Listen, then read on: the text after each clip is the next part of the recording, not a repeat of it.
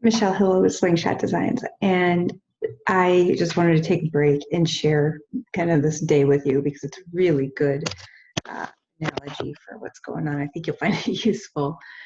I think other people can relate. So last night I spent all night coming up with this brilliant strategy for how the heck I was going to be able to run a job search, run a company, and coach and advise clients on job search and effective strategies to get themselves out of the current situations that are kind of consuming a lot of households right now, mine included.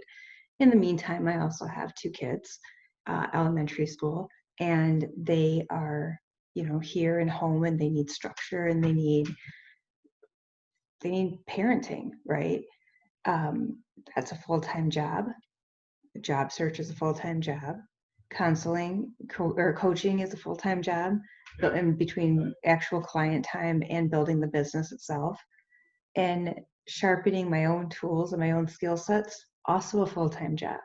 On top of all that, I also have a 130-pound horse dog and who certainly needs attention, um, and a home to run and grocery shopping to do, concerns of my own all over the place. Right now I am sharing all this because I am by no means am I alone, and a lot of people are in the same position, and this message really is for you.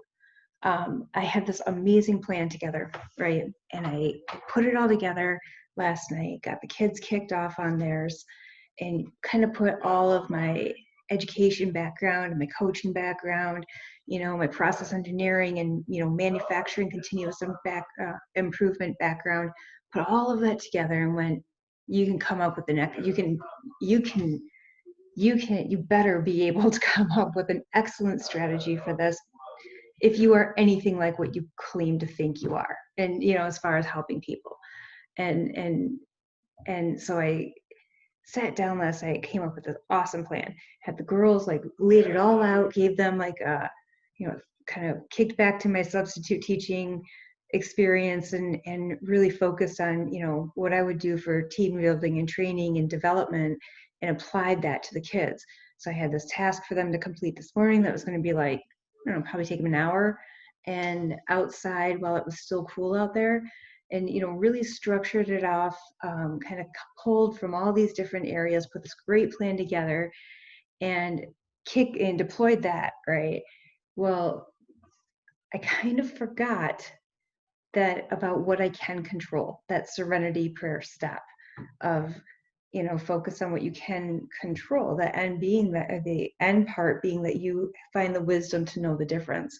And so this morning I kind of deploy this brilliant strategy of mine, and I get the kids out there, they're moving, they're motivated, they're all in, and everyone's kind of working together the way I envisioned it would go, until I forgot that the leadership part. I forgot to check in with my people. I forgot to go at their pace, especially in the beginning. This isn't just about children. This is about teams and leadership to begin with. So I kind of kicked myself a bit for that, and I forgot to kind of step into the learning curve on this. And things aren't always as easy as they are, or they could be from the get-go, right? So I did that. I kind of reset, recalibrated, and then I sat down to record this amazing video that I couldn't wait to get out there because it was great content. It was the best video I had ever made. I was all dialed up, ready to go, feeling good. Woke up this morning determined to get this done. And I did it. And I knocked it out of the park. It was such a good video.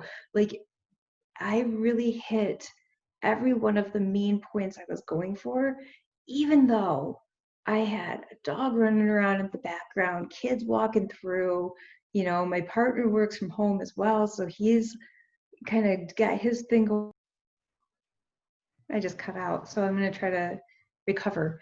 But my partner, and he's got all kinds of stuff going. He's got teleconference calls, and so this really busy house, and we are fortunate enough to have scaled back last year. So we don't have, but we don't, what we lack is a ton of room. We have a good house, but we don't have the space that I would like. And when you're kind of quarantined in and it's 94 degrees outside, that comes into play, right? So I still got through it. I stumbled just like this, cut out, came back on, and I nailed it. And then I uploaded it, wrote the intro, wrote everything for that I was going to need to be able to market the content. And I was so excited, just about to hit post, and this nagging thought from compliance is just hitting me, and I couldn't ignore it. And I finally did some research to verify that I would be violating copyright law if I posted it. And when I figured that out, I was so heartbroken, because I can't ignore that, right? That's the integrity part of me. And do I really think that I'm going to get sued by some huge place before one of my little, one of my little YouTube videos or whatever? No, I don't. But you know what? At the same respect, if the vision that I see for tomorrow comes to fruition, then maybe that day would come where I would kick myself. And at the end of the day, it was integrity and it was the right thing to do. So I had to scrap the whole thing, and it kind of broke my heart a little bit. But then I thought about the lesson that needs to be learned from this. What do I need to be learning out of this? And I realized that what I need to learn out of this is the lesson itself is valuable to share. And that really was the heart of what I was getting at in the video that I created this morning, was just how to be effective about this time that the time that you have right now, and specifically in terms of job seeking, and really sharing the big lessons that I learned, but using cross applying with a pretty well-known strategy. And I figured that the best way, since I couldn't share the content that I did create, the best way was maybe to share the experience of and the overall lesson and the overall theme is of everything I had to say was to do the inventory in your life right now in a very honest way, and figure out how you can still use even your failures to salvage them and put them into a perspective where they create and generate opportunities for you. So that failure just opened the door for me to be able to say that and get to really the essence of what it is that I want people to kind of rethink, and adopt that kind of opportunistic mindset. And right now, collaboration is so easy to come by because people are craving it.